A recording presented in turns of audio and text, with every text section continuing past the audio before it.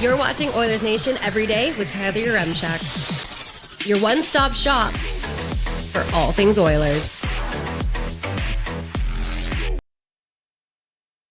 Half the roster is missing limbs, and you want to worry about home ice? Let's get into it with the lead.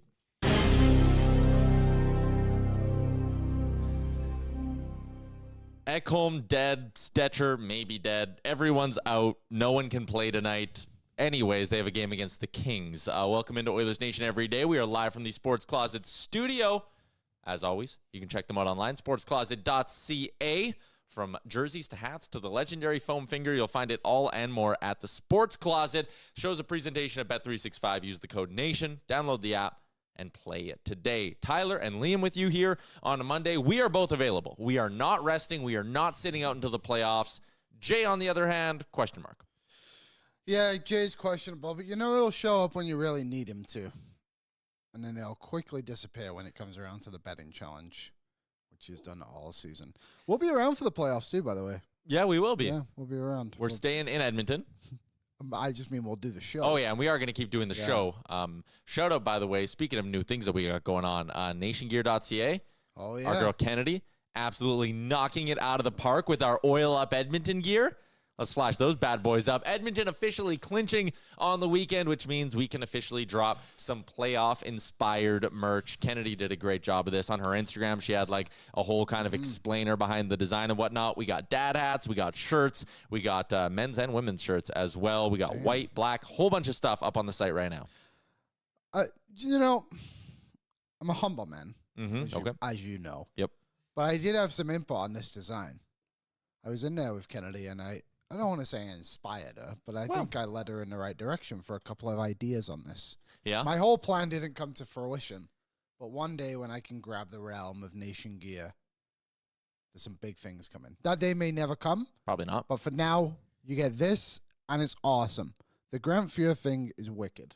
Very, very cool. And also, the River Valley thing in the arena logo is great little touch. Yeah, so that's like an overhead view of what the rink looks like. Yeah. And then the river going through, and then the oil drop being where the rink is. It's kind of neat. It's pretty awesome. She did a really good job. I like the kind of cog design in the middle too. So shout out to our girl Kennedy. Shout out to everyone over in the YouTube chat, by the way. As always, brought to you by Nation Beer, Odd Company Brewing, the all-new Nation Beer Everyday Lager. Go to liquorconnect.com, type in Odd Company Nation Beer, and find a liquor store near you that carries it. Or, and this is what I would say, go direct to the source. Go to Odd Company, whether downtown or in the Ritchie location, and just pick up a flat. You're going to need it. It's a long playoff run. It's perfect for game day. Giddy up. Shout out to our friends over at Odd Company. We have a very exciting show today. Louis DeBrusque is going to be by in about 10, 15 minutes. It's a Sherwood Ford Giant game day. Shout out to Sherwood Ford the Giant. And six-time Stanley Cup champion Mark Messier is on the show today. What?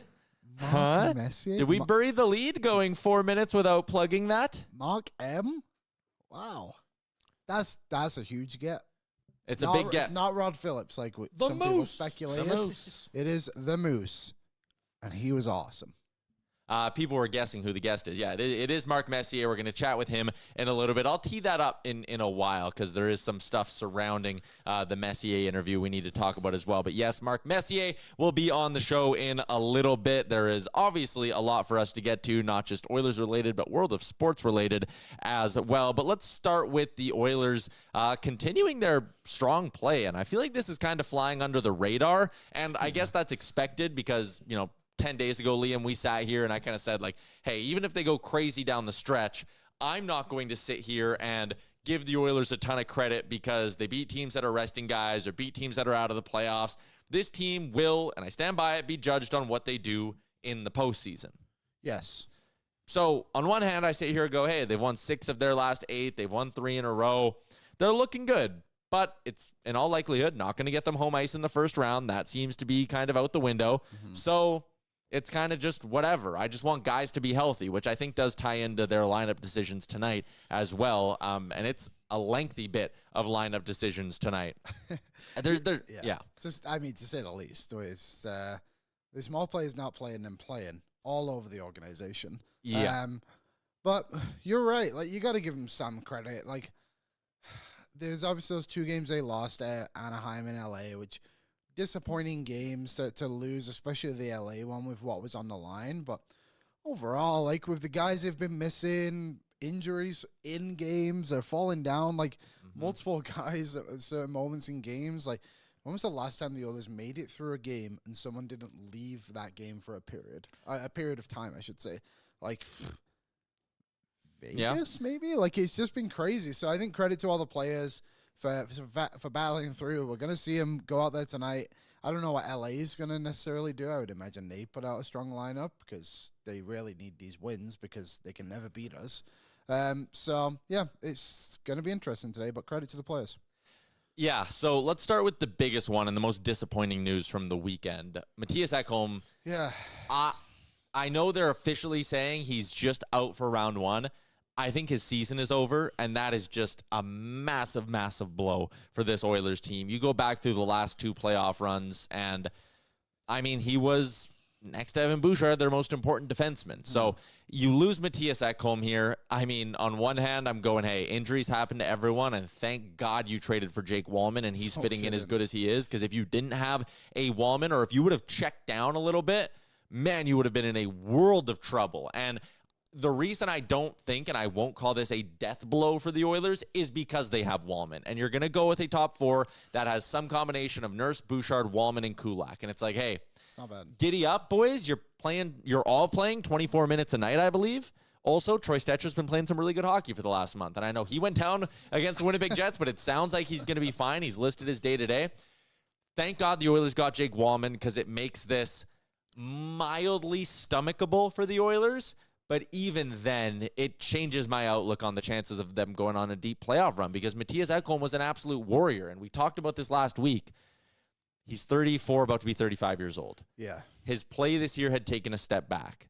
Injury, illness, whatever it was, it plagued him from January on. And now this happens. He comes back, basically plays 2 shifts, and he's hurt. It's brutal. Yeah, looked like nothing really happened. You know, he just...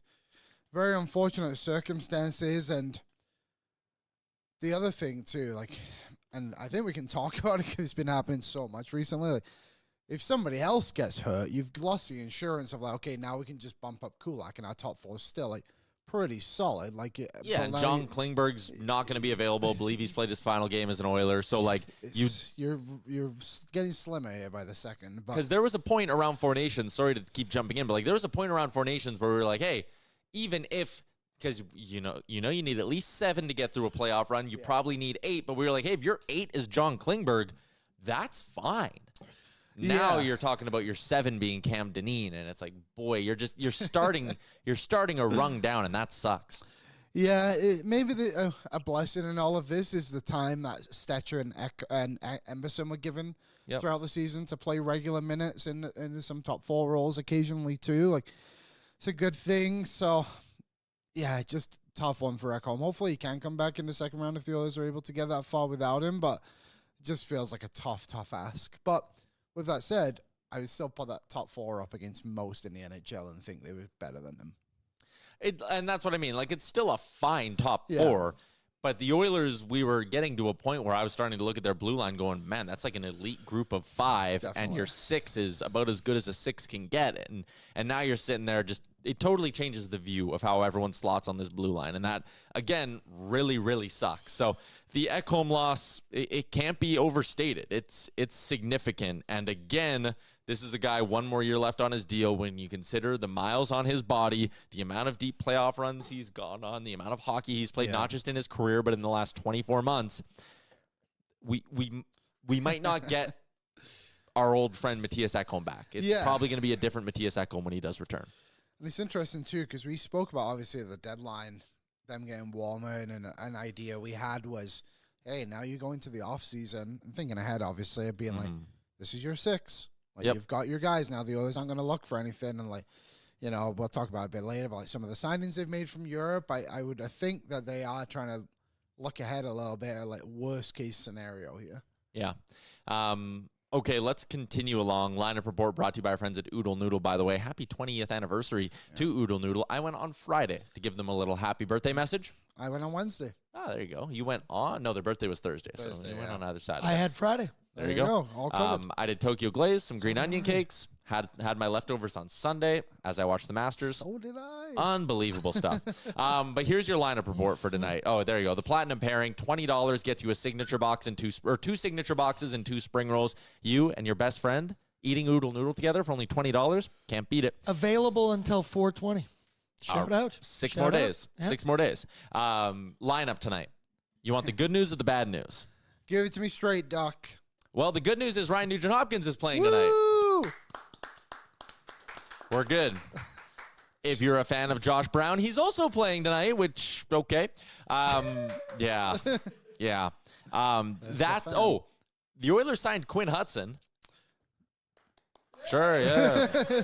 Yeah, it's a good signing. I know. You got to take shots like that when your prospect pool is depleted, so I give the Oilers credit for getting this kind of a deal done. He obviously put up a ton of points with the Boston Terriers this last year, a massive, massive jump in his point production year over year as well. He had 14 more points despite playing 2 fewer games. The only reason I kind of look at this and raise a little bit of an eyebrow is whenever a 23-year-old really starts to produce the way he does in college hockey, I'm a little bit like, okay, how much of this is just you being older and more experienced than everybody, right? Yeah, it's man against boys to an extent, right? So I don't know. Someone, I forget who it was. Numbers similar to Drake Caggiula when he was coming out of North Dakota. So ended up giving the Oilers a few good years before they obviously moved on to Brandon Manning. But I like the signing. I like the idea of getting someone with a bit of college caliber, you know. I think this year they've done well at signing players out of Europe and college, but like you think back to previous years, like Carl Berglund, like no one really knew who that guy was, right? They're getting a leading goal scorer, a point getter of a team that went to the final. That's good. Yep, that's fine. Again, comparison-wise, the numbers in their last season of college are basically dead on, and I think they would have been the exact same age as well. Caggiula was in the 15-16 season. So actually Caggiula would have been a year and a half younger than Quinn Hudson was. So, and again, someone in the chat, McToads, Tyler is such a downer. I'm not a downer. I'm just being realistic. If you think Quinn Hudson's going to come in here and play on the Oilers' top line for the next decade because he put up 50 points in college, it's not going to happen. I like the signing. It was a smart signing. I think he has potential as a bottom 6 NHLer, all of that. Like, good move for the Oilers. I'm just trying to temper everyone's expectations because I think people are seeing the last name Hudson and thinking the Oilers are getting some second coming, some superstar. So, again, Hudson's going to play tonight. That is cool. I love shiny new toys as much as the next guy. Do I think he's going to have any impact in the playoffs? No, I don't think he play. Oh, he also isn't eligible to play in the playoffs. So, like, again, this is a guy who is going to play these final 2 games in the name of burning the year off his entry-level contract because that's what got this deal done. That's why he chose the Oilers. And, yeah, it's a fine signing, and when your prospect pool is depleted, you need to do stuff like this.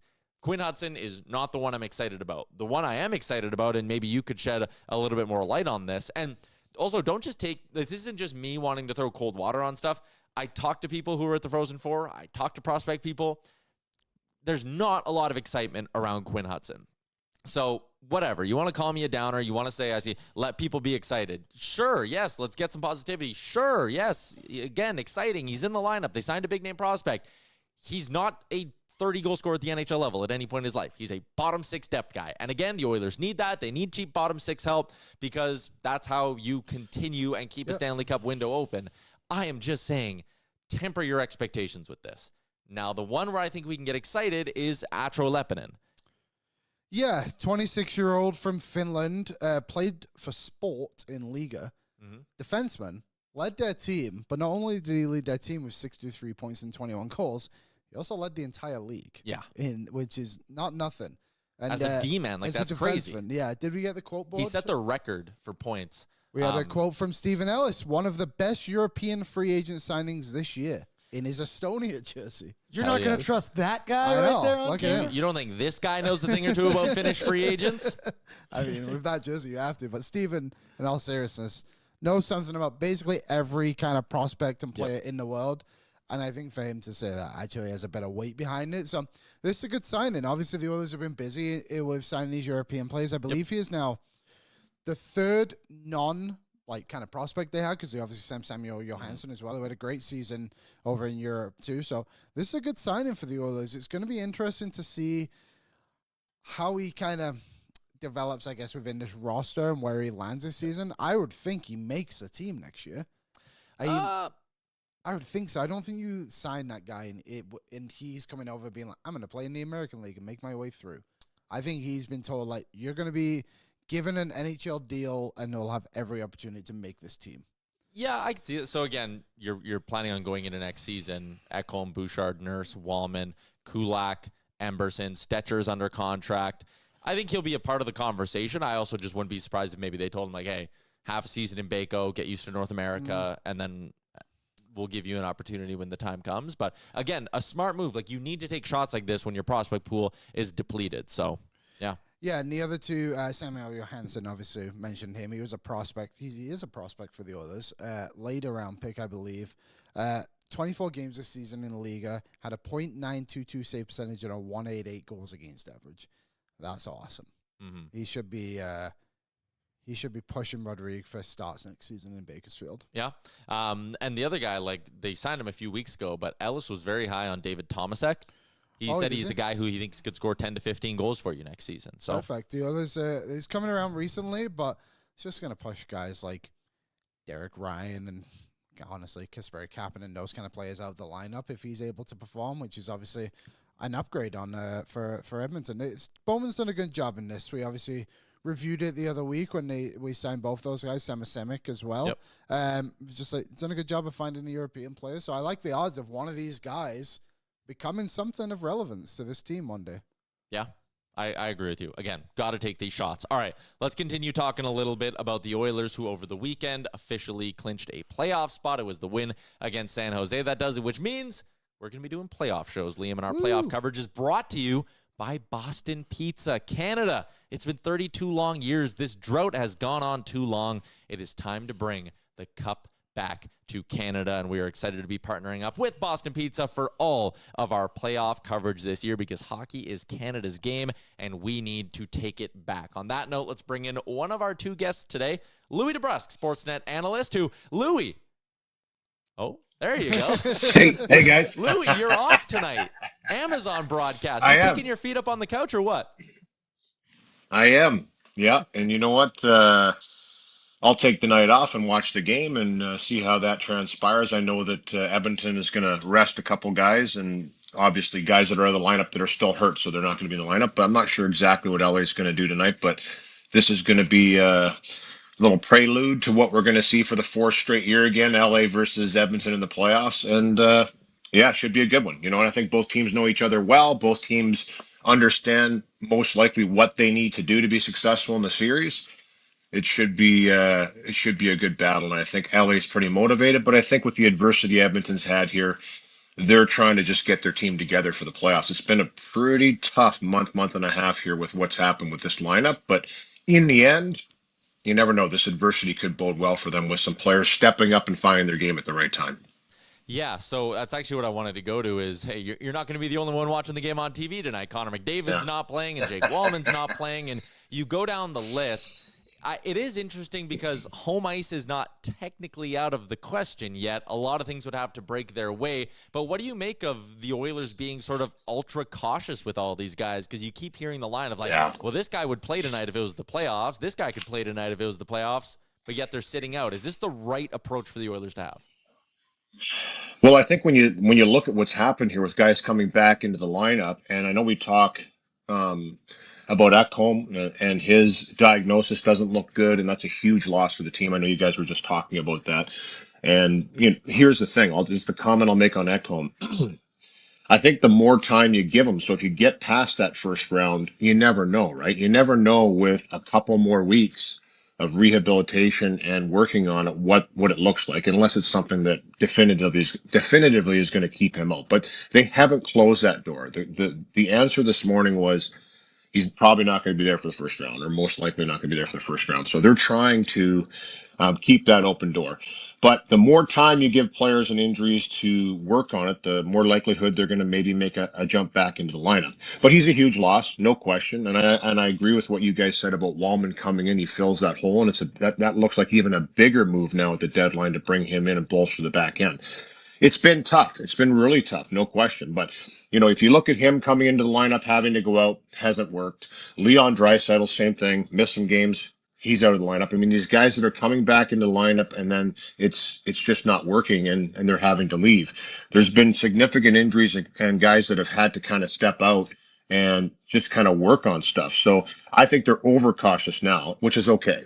But the whole point here is getting to the playoffs and having as many people able to play as possible. And I think that's kind of the mentality. Now, it's really hard to turn down a guy like Matthias Ekholm who's saying, I want to go and try this. I want to go out on the ice. I feel good. He's done everything in the gym. He's done everything on the ice. And he's like, let's go test this out and see if I can do this. And you're giving yourself a little bit of a buffer before the playoffs start. And he wanted to get some reps. You know what? It didn't work out. It didn't work out, and that's unfortunate. And that's happened a couple times with him. So I think that they're even more cautious now, and they're going to make sure that they're doing the right things to try and ensure the most people healthy as possible going into the lineup. So there's 2 games left here, guys. I don't think these games, aside from, like you said, potentially home ice, which you're always playing for, but I would tell you right now, I think they'll take health over home ice advantage right now. I know that sounds crazy, but that's the reality. This team's dealt with a lot, and they want to get to the finish line with as many guys able to go as possible.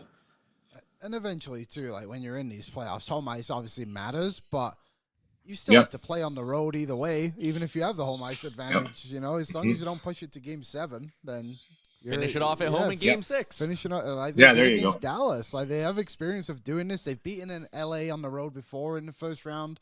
I wanted to ask you though about goaltending. Obviously, Stuart Skinner made his return. Calvin Pickett's going to go tonight. They said that they're going to split it until the end of the regular season. But night 1 of the playoffs, like which way do you think they'll lean? Skinner. I do believe, that performance last night, solid performance by him. Didn't face a ton of shots, faced some good ones early. Great game to get him back into the mix, by the way. And listen, the Jets were depleted. They rested a lot of guys. They have some guys on length. They're doing the same thing. They understand right now it's about Game 83, not Game 81 and Game 82. So, but I liked it. I thought he was poised. I thought it was a good game to feel some pucks. There was some action around the net, some scrambles around him where you had to get up and move. And listen, he looked no worse for wear. I think the rest did him good, and I think this is something that we've overlooked in this adversity on the team. If you look at the players, the caliber of players that have been out of the lineup, how often are you able to give those players rest down the stretch? Not very often. So you're giving your best players quality rest time here.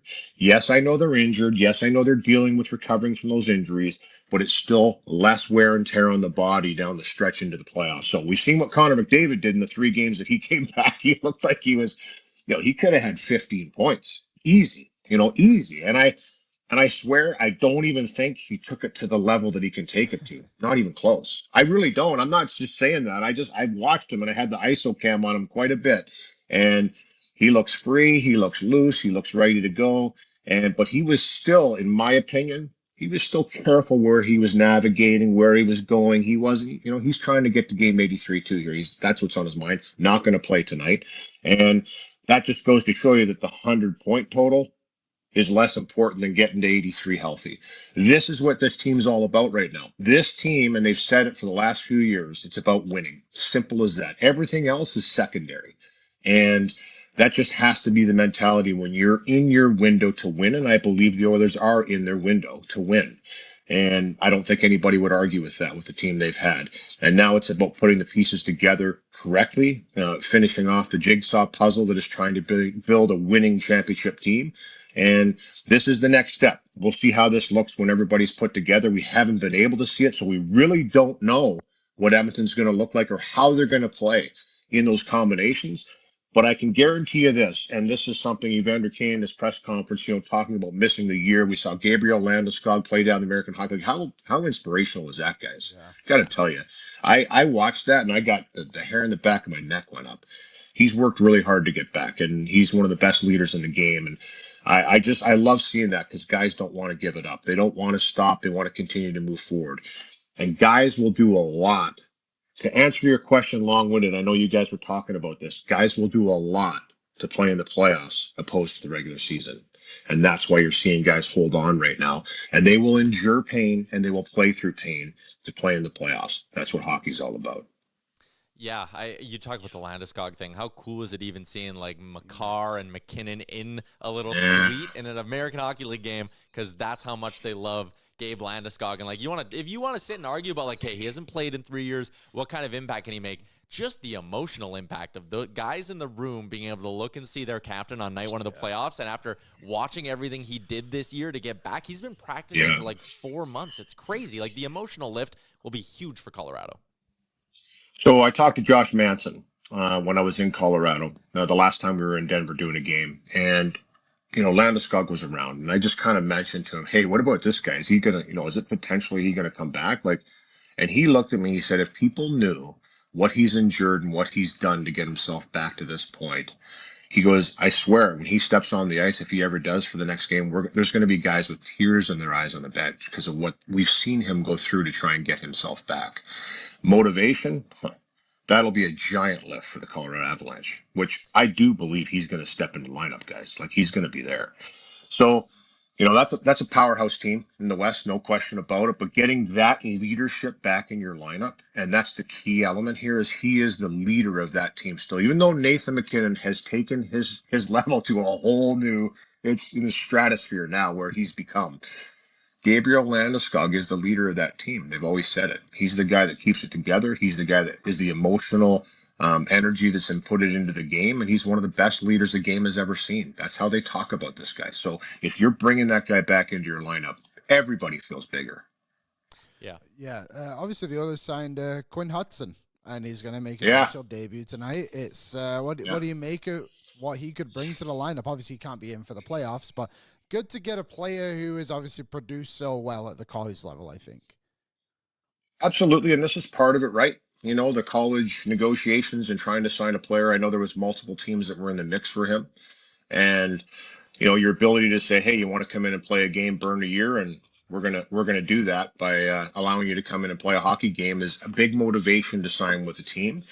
But I think it's an opportunity, and I heard what you said, Ty, and Liam, you guys were discussing just taking these shots. And if you look at the best teams in the league, they take shots all the time. You have to.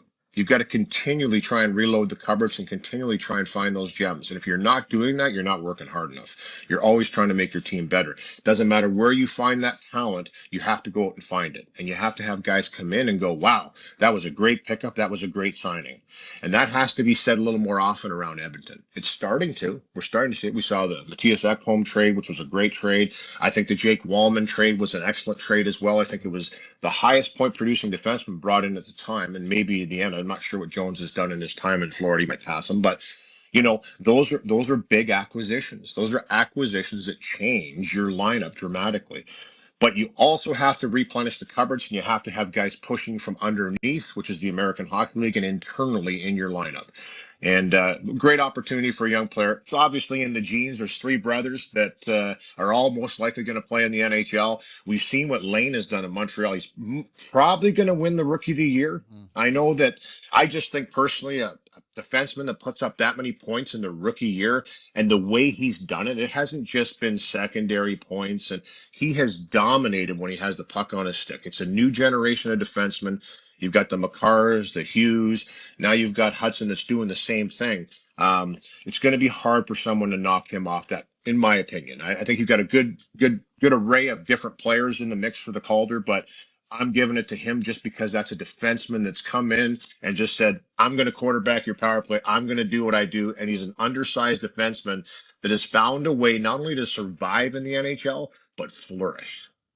So, but listen, this is his brother, and all accounts are, and I heard what you said earlier too about guys developing later. And I will say this, there's just a little caveat to that. And as soon as you said that, I thought of Brandon Hagel. I thought of Brandon Hagel because I saw him play in Red Deer in the World Cup when my son was traded to Red Deer. And I would have never expected Brandon Hagel to develop into the player that he's developed to now with the Tampa Bay Lightning. And he's a dominant player that just represented Canada in the Four Nations. And I'm telling you, I would have never thought that. You know, looking at him in Red Deer, always had heart, always had a motor that didn't quit. And, you know, you knew there was a chance that he was going to play pro hockey, but he has flourished. The key is as long as you're still improving. I've always found that the players that develop late but continue to improve, that becomes their norm. You know, there's some players young that can flourish and have a year here like this, but sometimes they peter out when the competition gets better. If you're the type of player that develops and improves every single year, it seems to be, to me anyway, and there's a lot of examples of it in the league, when they get that chance, they don't go away. They just understand how to play at that level and flourish at it. So I'm not saying he's going to be that. I'm not putting all that pressure on a young guy getting his first game in the NHL. All I'm saying is I like it, and I agree with you guys. You need to take those chances on players and bring them in and see how they can do, because you never know. You might just find one that flourishes at the higher level because they're in that stage of development in their career where they're just getting better and they're starting to play at different levels. So we'll see. It's going to be exciting to see him out there for his first game. So congratulations to him.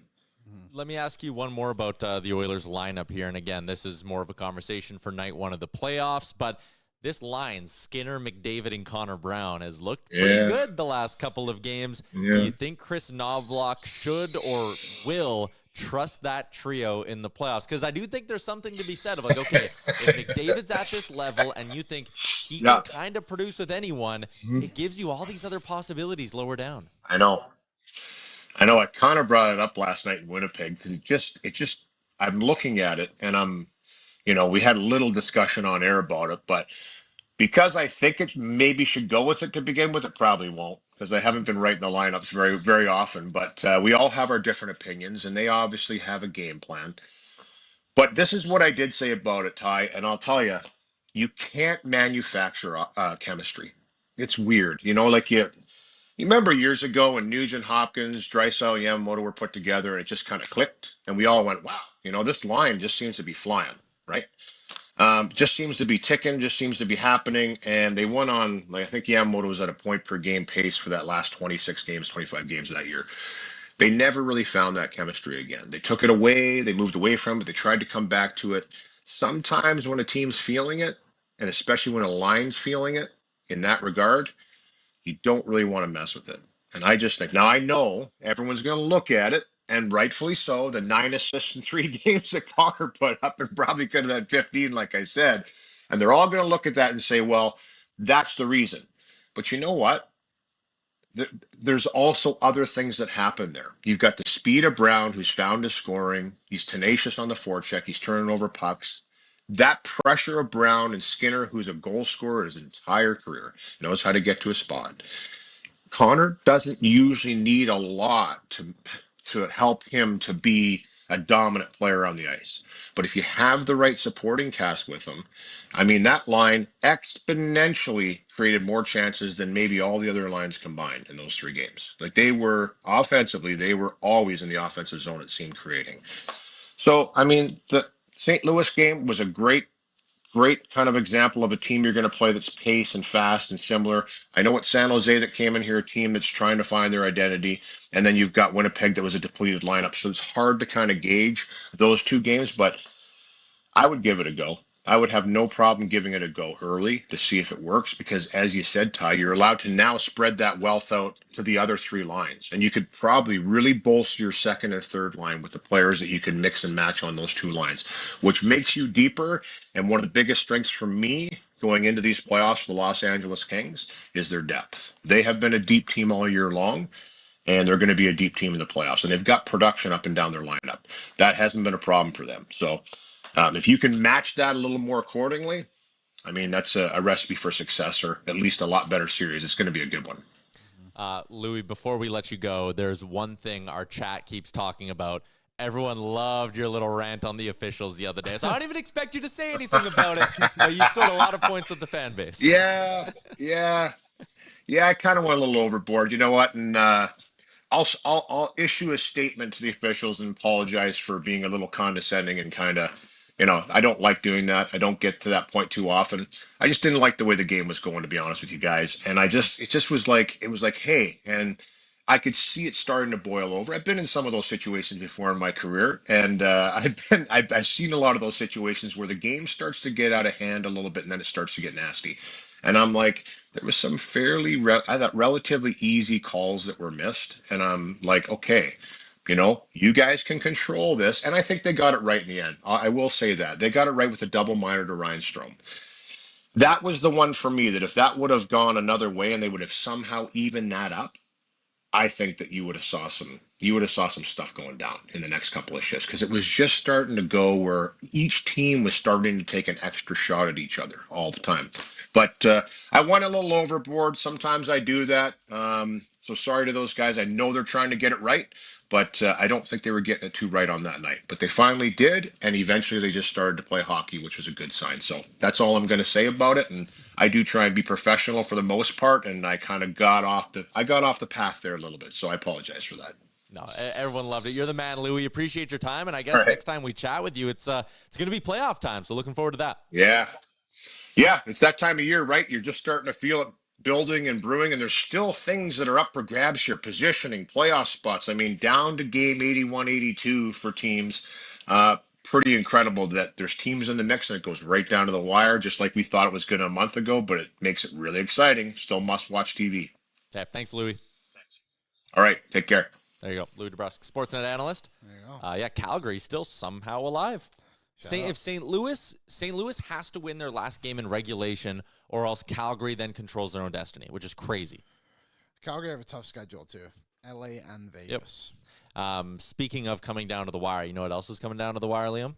What's that? Our Bet365 Game Day Betting Challenge. Hello, for our friends at Bet365. Breaking news coming in from Bet365, where every nail-biting overtime win is a barn burner. Every face-off, hat-trick, power play, shot on goal, penalty shot, every suspenseful moment in between is amazing. Whatever the moment, it's never ordinary. At Bet365, an official partner of the NHL, download the Bet365 app. Use the code NATION to get in on the game. Must be 19 or older. Please play responsibly.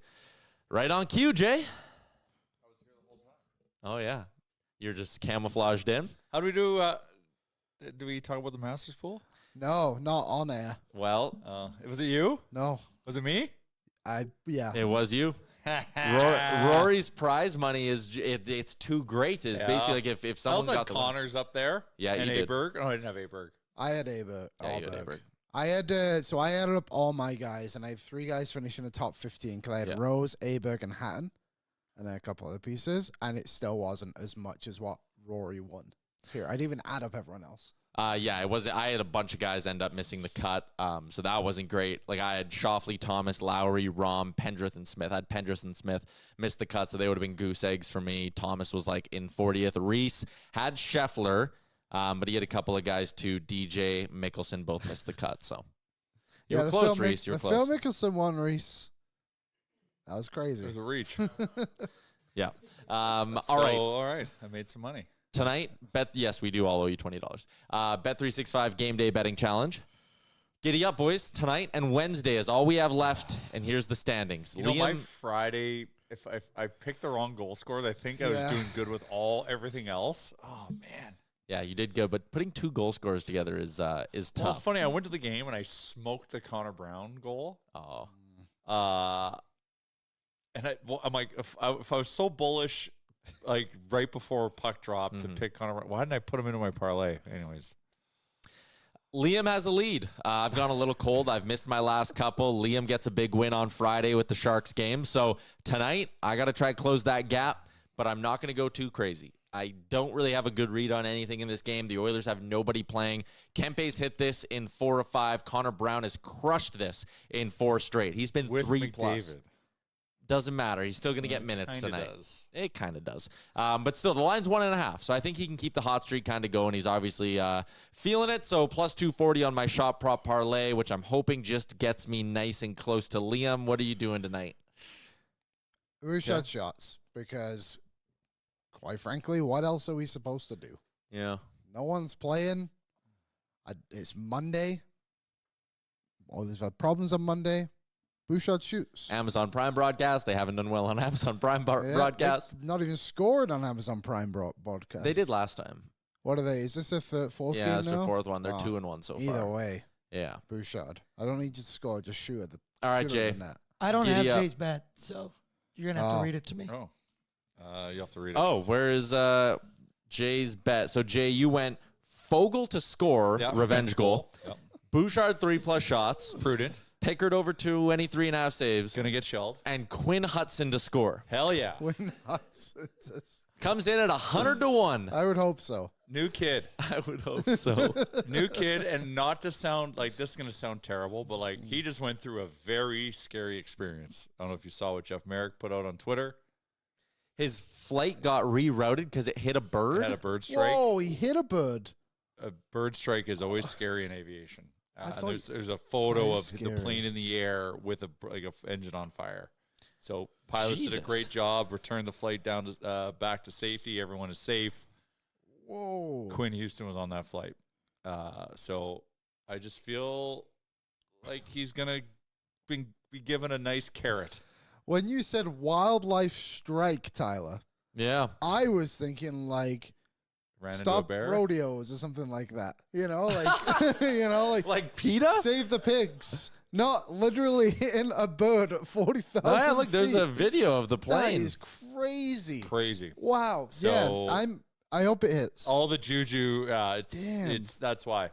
Yeah, fair enough. Not what I expected. So he really beefs it up. I'm plus 10,000. 100-1. 100-1. Full goal. Yeah. Why not? Quinn Hudson. Why not? All right. I don't know. I don't know anything about this guy outside. He's related to Lane, and he was the captain for the Terriers, and he scored the tying goal or the winning goal in the. Yeah, one of the two. Yeah, I don't know. He led the team in scoring as well. And he led the team in scoring, which these Doesn't mean nothing. We're not going to let you go just yet, but one big take for our friends at Service Credit Union as we continue to get fired up for tonight's game. Oilers on a 3-game winning streak. Shout out to Service Credit Union. The Service Big Share Contest is coming to a close. Only a couple weeks left. It only goes to the end of April, but it is still your chance to win $1 million just by saving money. Every $500 you save gets you 5 entries into the Service Big Share Contest. I tasked Liam with the one big take, and you simply wrote, the Oilers' 3-game winning streak will come to an end tonight. Not optimistic about a team with no Ekholm, no McDavid, no Draisaitl, no Hyman, no Wallman. Stetcher. No Stetcher. Tony Stretcher. Yeah, when your third line is Camden and Josh Brown, I think you've ran into a bit of a problem. And that's what's happening tonight for the Edmonton Oilers. It's going to be an uphill battle. I think they'll work hard and they'll give him a game. We also don't really know what LA is going to do, so I guess that can throw a wrench in some of this too. I feel like they'd be motivated because this to seal first round. This to seal home ice. The matchup's already confirmed, but yeah. Yeah, home ice. I just really makes you pissed off about the last 12 games of the season where it's actually this close and the woulda, shoulda, couldas. Oh. Greg, a tweet out. Kings have some injury concerns of their own on the blue line. Drew Doughty, Joel Edmondson haven't played since facing the Oilers on April 5th. Both out again tonight. So they have some blue line problems too, I suppose. Yeah. Someone said, why is McDavid out? They're just resting him. They're being ultra cautious. I don't know if you know this, but the injury bug is biting like crazy. So and the Ekholm thing, that's just. So, man, that's a devastating blow. And I understand why some people are like, they rushed him back. This also might have been one of those things where Ekholm's like, hey, I'm either going to be good to go or I'm not. I need to try this out. So I'm not just going to immediately go to they rushed him back or whatever. I don't think they rushed. Yeah, it's at the same time they should have just shut him down. They should until playoffs. He doesn't need to get any game action, and he's Ekholm. Yeah. I also think too, they're clearly being extremely cautious with all these injuries. Except for Ekholm. Well, but guys are being held out for being slightly sick and stuff like that. They're just general body soreness. Yeah, they don't really seem to care about winning games. They're just bothered about getting to the next season, playing that one, and getting everyone going. It's very unfortunate.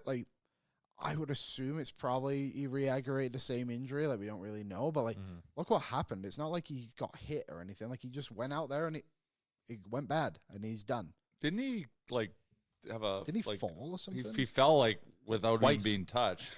But didn't he like clip someone's foot too? And I would led to one of the falls. No, I don't remember. It's too bad, but is what it is. Every team, like Dallas, doesn't have Miro Heiskanen.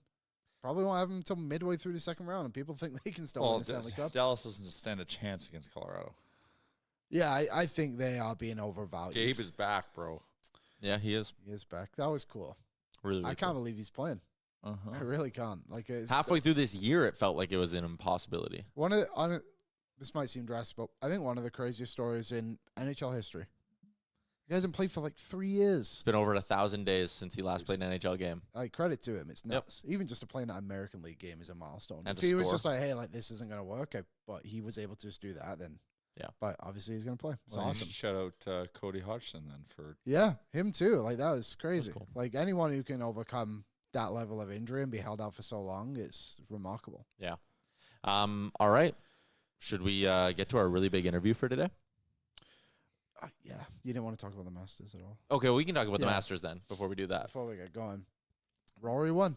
He almost did it. didn't because he kept screwing himself. Son of a bitch, he did it. that wedge. Like the wedge Oh, in 18. man. Like that's I was, so like again, watching along, it felt like two things as much as missing that putt, like could have just sealed it up, would have been done there.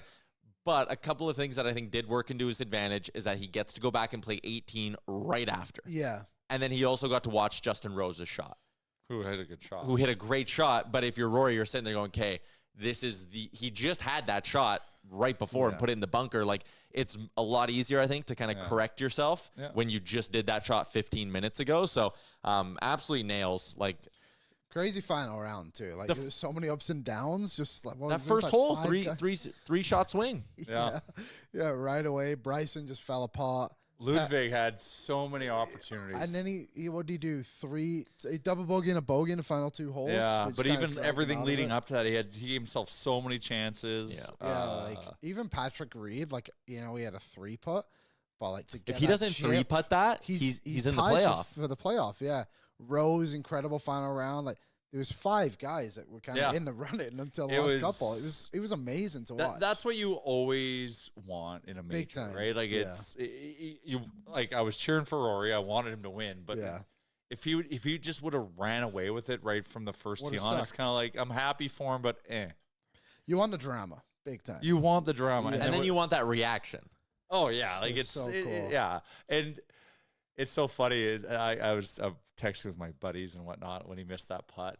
I'm like, man, he needs to win that playoff to erase that putt from the history books. Yes, because now no one. He'll be known for that putt forever.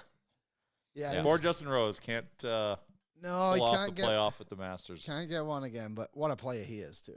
Like, he's just been great forever. He's steady Eddie, man. Yeah, he's awesome. just automatic. Like I fully expected him to pipe one totally safe down 18 on the playoff hole, and he did. And he hit a good shot. He did. He's a good player. I like Justin Rose a lot. Well liked in England too. I think he's everyone's favorite golfer. Yeah, I saw your dad. He birdied 18 to force a playoff. And just a great putt too. Nailed it. Yeah. Yeah. Can't wait for the Ryder Cup. All right, Short 4 Giant Game Day edition of the show. Got to give them some love really quick here. Nation Valet, I used it last week. You used it 2 weeks ago. It is an unbelievable service. Again, never visit the dealership again for your routine car maintenance. They came, picked up the truck from the office at 9 o'clock, and by the time I was done, Oilers Nation every day at 12:30, the truck was just back outside, oil change done, simple as that. It's like it never happened. Pretty much, yeah. Shout out to Short for the Giant hockey fans helping hockey fans. Also, again, our friends at Short Power Sports and Marine had a blast with them out at the motorcycle show, or the motor show. I was in the motorcycle part of it on Friday. That was a lot of fun. So, have you guys told the audience what you plan on doing? We haven't on Sunday. Well, we want to. Well, you kind of got to promote it. I teased. I know, yeah. Talked about so I teased it with Demers on Friday because Demers was like, "I'm in Puerto Rico next week." Of course. Oh, Portugal. Portugal. Yeah, he's like, I'm going to Portugal. It's my dad's birthday. And I was like, does your dad live in Portugal? He's like, no, we're just going. But I said, well, if we do a little surprise thing on Sunday, can you pop in from Portugal? And I mean, what kind of state will Jason Demers be at if we have him on at what would be like 9 p.m. Portugal time? Yeah. I don't know. But we're thinking of our first day of the playoffs, which we believe is Sunday. We're going to do, Lance said it, an 8-hour show We are going to start at noon Mountain Time like we always do, and we are not going to stop until pre-gaming with Boardsy gets going. Mm-hmm. So giddy up. You're going to get us all day. We have a lot of fun stuff planned. I'm going to cook. Liam's going to do some cooking. I've got a few recipes up my sleeve. You're going to be... I'm going to pop in. Yeah. I don't know what I'm going to do. I'm going to come in with something. Maybe a little Cowboy Chris action. Yeah, we should bring Chalmers in. Yeah. Again, because I'll be going to Greta. Yeah. So may as well come earlier, and maybe we'll come have lunch with you guys. Well, yeah, we're gonna we have try your cookies. We got a lot of room to play with here. Okay. Yeah, we have our kitchen set up right behind us. We have our bar. We have a patio. So if it's a nice day, we're out on the patio. Yeah. We're just gonna do we're just gonna hang out 8 hours. 8 hours. Get you fired up for game day. We're gonna have a bunch of our friends in as well. So it'll be fun. But Sunday, first playoff game, we think is Sunday. That's going to be our 8-hour stream. But again, probably going to have to wait till it's fully confirmed. Mm-hmm. Yeah. That'll be great. All right. Well, speaking of getting in the mood for the playoffs, boys, our friends at Budweiser hooked us up with an amazing opportunity to chat with 6-time Stanley Cup champion Mark Messier. Budweiser's doing a really cool thing for the playoffs. If you go to their socials, they have it all kind of announced now. But they got the OG City of Champions sign, and they're doing an Edmonton kind of brew, like a special Edmonton City of Champions beer for the playoff run, which is going to be, again, I got a chance to see it, like a normal Budweiser can, but it says Edmonton and it says City of Champions on it. And when you listen to the interview, you'll hear Mark explain some of the cool little Easter eggs they put throughout the can as well. So a lot of fun. And I guess we can just jump right into it. Our interview with 6-time Stanley Cup champion Mark Messier. Very special guest joining us today on Oilers Nation Every Day. Not only is he a 6-time Stanley Cup champion, a member of the Hockey Hall of Fame, he's a tremendous ambassador for the sport of hockey, a tremendous ambassador for the city of Edmonton. Mark Messier, welcome to the show. Thank you for giving us some time. I better be an ambassador for Edmonton. Being born and raised there, I'd have a lot of people mad at me, a lot of family members mad at me if I wasn't. I was going to say, I'll go a layer deeper. I'm a born and raised St. Albert guy, so I grew up playing my minor hockey at Mark Messier Arena. So the local connection runs deep. Yeah, well, we moved out there when I was, I think, grade 4 or 5, if I remember correctly, to St. Albert. Great place to live, but and now we're connected. It almost runs into each other now. It was a small community when I first moved out there. Yeah. All right. Let's talk about the reason you're here. Our friends at Budweiser have a tremendous thing coming for hockey fans in Edmonton. It's the City of Champions beer. It's going to be Budweiser cans designed with Edmonton on them. And you had a chance to go down to the brewery. They actually went and got one of the original City of Champions signs. Let me just start with when Budweiser comes to you and goes, hey, we're doing a campaign that revolves around playoff hockey, the City of Champions slogan, and great beer. That's like the easiest sell ever, right? And don't forget the great people of Edmonton. I think that was what really was interesting about the whole campaign, of celebrating not only the City of Champions, the people, the teams, whatever. It was just for me, being born and raised in Edmonton. We just spoke about following the Edmonton and the Eskimos way back when, and then of course the success that we had. The City of Champions is called the City of Champions for a reason, not only because of the success we had on the ice and on the fields, but because of the people that supported us through the years. And I think that's what this campaign is really about, is to celebrate the great people in the city of Edmonton. And it's one of the reasons why we are called the City of Champions. Do you have any stories from your time in Edmonton that stand out as like the City of Champions moment? Well, for me, obviously, the parade when we won our first cup in '84, it was just unbelievable, to be honest with you. It was a dream come true to be in that position. And I keep getting back there to the fact that I was, born in Edmonton, played my minor hockey league, most of my minor hockey in Edmonton, played junior hockey in Edmonton. Before I turned pro.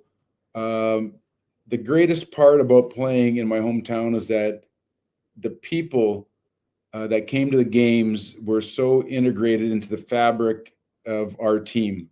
You could look up into the stands on any given night, and I would know 3/4 of people by name sitting in the seats. I mean, that doesn't happen very often. I think you hear it and you see it maybe in Green Bay and places like that are so involved in the team, the success of the team. And I tell you, anybody that you talk to on our teams back then will give the fans a lot of credit for the success that we had. They put a lot of pressure on us. Obviously, there was a lot of microscope under us because of the great teams we had in order to win. But we did it together, and that sign that they brought down to do this collaboration with Budweiser, there's a lot of heart, a lot of soul into that sign. There's a lot of meaning into that sign. There's a lot of sweat equity into that sign, both from the teams and to the people in Edmonton. I think that's what's so interesting about this, Mark, is like the City of Champions moniker. Obviously, there were,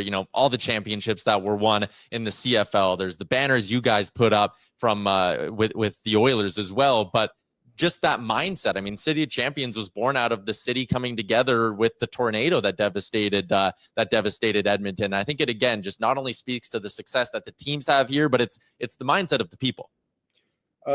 Through adversity, teams grow closer if they are able to go on and win. And oftentimes it's those galvanizing moments that you have to look at each other and decide whether we can, play harder. We have more to give. The same thing happens in the face of adversity in the communities when things happen, natural disasters, fires, anything. Edmonton is renowned for banding together because of the weather at times, natural disasters that we saw. I mean, it's what teams do. You got to look at Edmonton as a team, a small community, an ecosystem that thrives together because of the values that we held for each other and our families and our kids. And I keep getting back to the fact that, when I saw the sign at the factory with the City of Champions there, I passed that sign, I don't know how many times, going to and from the airport as a kid and, obviously as a player. But it represented so much more. It's almost like when you see a Wayne Gretzky's jersey up on the banners in the old Northlands Coliseums, now the Rogers. But it's not just only about Wayne playing the great game. There's so many things behind, so many people behind that banner being raised there. And that, I keep getting back, it's what makes Edmonton so special is that it's people. The people are champions in Edmonton. Of course, we brought the championships there, but the celebration and the reasons why it became so special is because we felt as players that the fans and the people were a big part of it.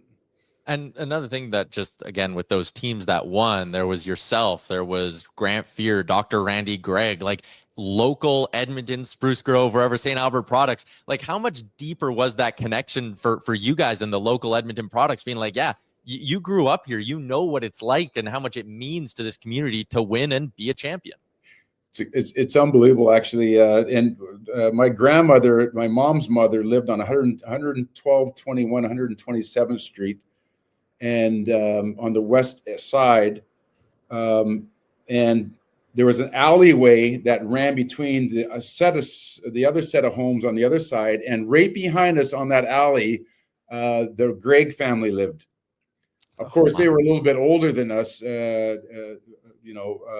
but how crazy is that both of us ended up playing for the Oilers in those dynasty years, and we grew up in the same neighborhood. You can't make that stuff up. And then have Grant Fuhrer come along, another local.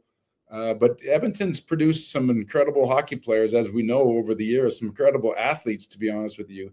But it's just, it's stuff of where, movies are made out of. If you look back on how the team was put together in Edmonton, where the players came from, Kevin and Wayne coming out in his first year. And, we always joke that we gave Kevin his temporary driver's license to be an Albertan coming from Quebec, but he had to earn his real driver's license. So it took him years to prove that he was an Albertan, but he sure did after that.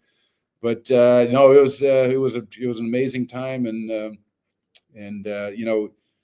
you just never know the success and where it's going to come from, how teams are going to be built, and will they mesh together? Will the chemistry be there? Will the leaders allow everybody to share the stage with them? And nobody did that better than Wayne and Kevin and Andy and Yari and all Paul Coffey and Grant, our core players were so unselfish, and it's one of the reasons that I think the team itself resonated with the people. They could identify with what our principles were as a team, and here we are years later still talking about it. Yeah. Was there ever like a first playoff moment when you were playing in Edmonton? You were like, wow, this is a lot different, and maybe something you didn't expect with the atmosphere and everything. Because we just went through obviously a cup run last year. That was our first one really as adults, and it just was so different as a fan. I can't imagine what it would be like actually playing the game.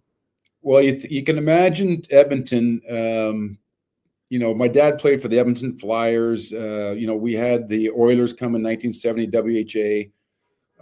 And for the Edmonton to be awarded an NHL franchise was a dream come true for all of us. I mean, all my aunts and uncles were Montreal Canadian fans, Toronto Maple Leaf fans, Detroit Gordie Howe, Detroit Bobby Hull.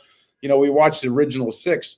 Then they expanded, and we came in, we're 21 teams, and Edmonton gets a franchise. Our first playoff year, who do we face? The Montreal Canadiens. The great Guy Lafleur and Ken Dryden and all the great people that as kids we watched, parade the Stanley Cup around. They won 5 straight Stanley Cups. And here we are as an expansion team in Edmonton, coming home after beating them twice in Montreal with an opportunity to close out the series in Edmonton. And I'm not sure if I'll ever be involved in an atmosphere that was that electric, with anticipation that here an upstart expansion team could actually beat the great Montreal Canadian franchise. And sure enough, we did. And it's one of my favorite moments, one of my most impactful moments about what playoff hockey is, really meant, and the elevated experience that it can provide.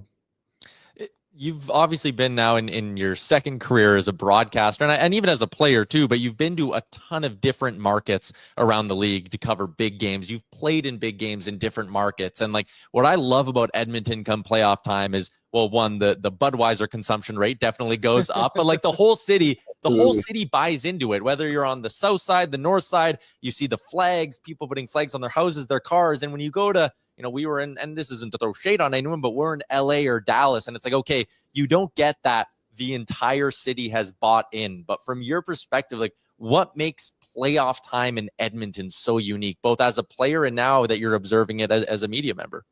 There was many great moments for me as a player, experiencing what you just talked about. I had not experienced that for a long time because I've been retired for a long time. Yeah. Last year in Edmonton, Game 6 was one of those religious experiences that we'll all never forget. To your point, it's not the 17 or 18,000 people that are going to the game. It's the entire city and the outreach from Fort McMurray to all the great, Alberta towns that people from Saskatchewan that they all come to the games from. And that galvanizing moment outside the arena to inside the arena to the Oilers. There's no way in the world the Oilers were going to lose Game 6. Yeah. You know what I mean? There was just too much energy behind it. And I think when you think about sports teams and how important the city is to the success of the team, you don't have to look any further than Edmonton to.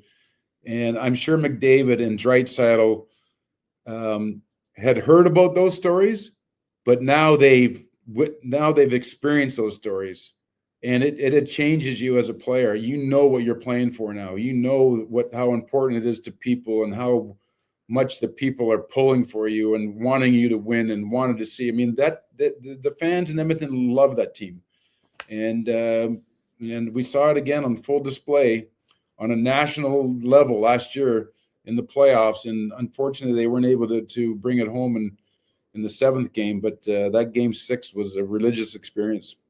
Yeah, and it was insane. It's what I also loved last year is like Edmonton, especially sometimes in the hockey community, gets, want to call it a bad rap, because a lot of players and traveling media members, they come here in December and January when, yes, we can admit it is not the best and it's cold. But to see Edmonton get put into a spotlight the way it was in the Western Conference Finals and the Stanley Cup Finals, when it's plus 25 and the River Valley is beautiful, and now that we have the beautiful rink downtown, I love seeing Edmonton get put on that pedestal. And that's why I want another run so bad, because like that's what Edmonton is to me. Like, as much as you can joke about the minus 35 days, there's not a better place in the world to have a plus 30 day in the summer like that. So I love that the hockey community gets to see that. And I'm sure you see that a little bit when you travel in with people too in like June or July to cover these games, where they're like, whoa, yeah, this is like a totally different vibe here.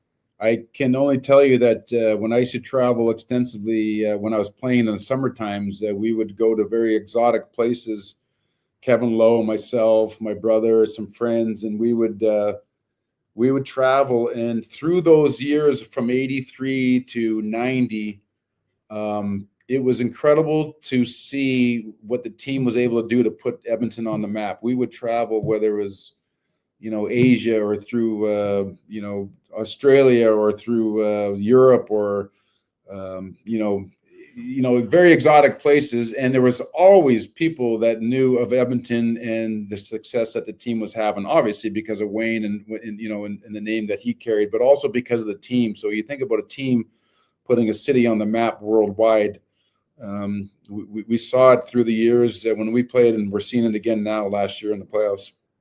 Last one for me, and you were a part of a team in 83 that lost in the Cup final and then bounced back the next year and won it all. And that's exactly what this year's Oilers team is trying to do. What do you make of this group, a team that's gotten a little bit older compared to the one from last year? But what do you make of this team and the challenge that's going to be facing them in the next 2 months here?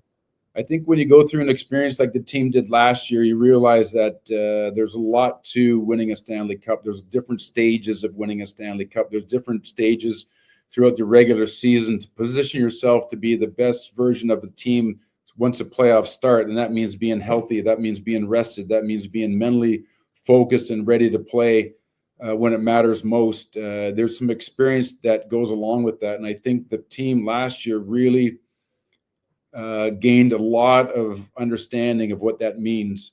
You can see the team this year is a little more focused. I think that it's a long year when you lose in the finals, because the only thing that you can think about is getting back to that exact same moment that we just talked about, to the finals.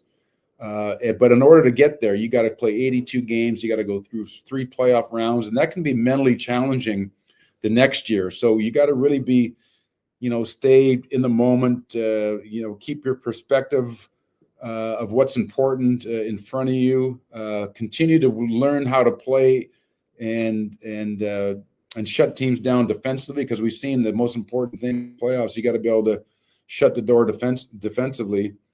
But for McDavid and all that, I think now that they've been through it, I think they're past the point of really extending themselves during the regular season. Now it's about, minimizing the stress levels on them physically, mentally during the regular season. And of course, it was hard this year with 4 nations, and now McDavid's injured. But I actually think this injury for McDavid is a blessing in disguise, to be honest with you. I think the time off for him mentally, and he's going to come back hungry. A player like that can only sit on the sideline so long before he wants to get back on the ice. It's like a Ferrari or a racehorse. I mean, they're meant to run, and they're meant to run hard. But at some point, you could see, I thought McDavid started to get a little bit fatigued after the 4 nations. And it's rightly so. He played a lot of hockey last year. He was under a lot of pressure himself. He put a lot of pressure on himself. And the only way that you're going to withstand, another 2 months of that kind of intense hockey is to make sure that you go into it completely rested physically and completely rested emotionally and mentally. And I think they have enough experience to do that. So our fingers are crossed. Liam, you want one more?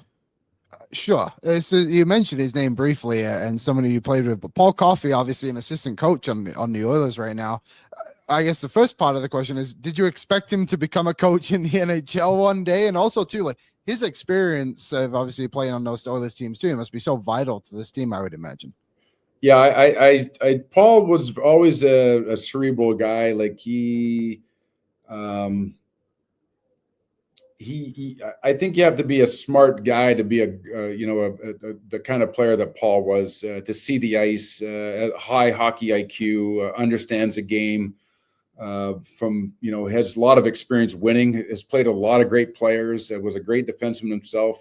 His experience on a team can be invaluable, and I'm sure was invaluable to everybody there with a rookie head coach last year and players that had never been in that position.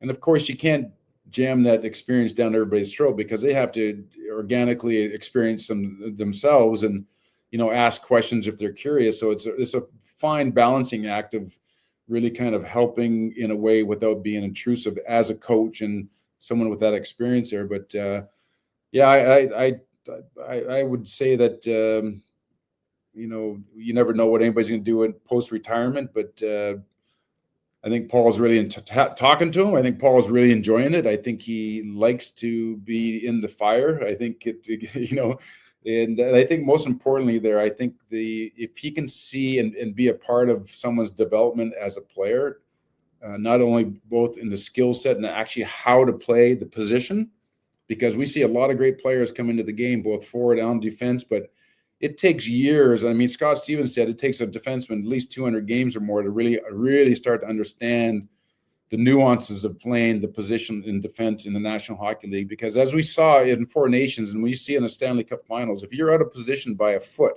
it might as well be a mile. Mm-hmm. And those subtleties are the difference of winning and losing oftentimes. And the unfortunate part about it, you can only gather that through those experiences and being out of position and seeing what happens when you do. And you just want to keep making the same mistake over and over and over again. But Paul can really be instrumental and was instrumental in Edmonton's run last year. Mark, really appreciate your time today. When I got a chance to come down to the brewery a month ago, and it's Mark Messier holding a Budweiser can that says Edmonton on it with City of Champions behind me. I mean, it doesn't get any more Edmonton than that. Can I just make a little comment on the can? Yeah. If you look at it very closely, you'll see the ring on it. Do you see the ring on it? Yeah. Okay, now look very closely at the ring, and underneath the ring on the bottom part, you're going to see a carrot. Do you see the carrot? Yeah. And you see 5 bites out of it? Yeah, I did. That is crazy detail. Yes, I do. There's 5 bites out of the carrot because each bite signifies us winning a Stanley Cup, and so the whole can is a